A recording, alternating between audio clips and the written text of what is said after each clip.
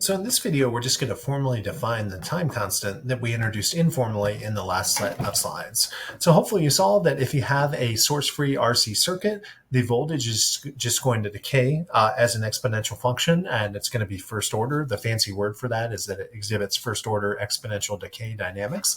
And how quickly it actually decays is dependent upon the product of the resistance and capacitance.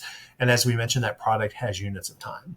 So the way that it's formally defined as a time constant, we use the Greek letter tau in order to denote the time constant, and it's just going to be the product of r times c. And for those of you that are familiar with, and all of you are, the nature of the derivative of exponential functions, if you computed the actual rate of decay of a function that's of the form e to the minus t over tau, what this actually is equal to the instantaneous or initial rate of change at t equals 0. It doesn't keep decreasing that quickly. The actual rate of change goes down over time, but that is the initial rate of change. So hopefully what you see is that in this particular case, the exponential decay towards 0, or as we'll see later on, even when you have step responses or forced circuits that include a source, all of the curves are going to move asymptotically towards some value, in this case towards 0. And if you simply change the product of r times c, the underlying curve won't change at all. So what that means is that even though the actual responses of all RC circuits are different, if you plot them on a scale of time constants, they all actually behave the same. And as I mentioned a bit earlier, what you want to remember, good rules of thumb to commit to memory, after one time constant is passed, you're going to be down at 36.79% of the initial value.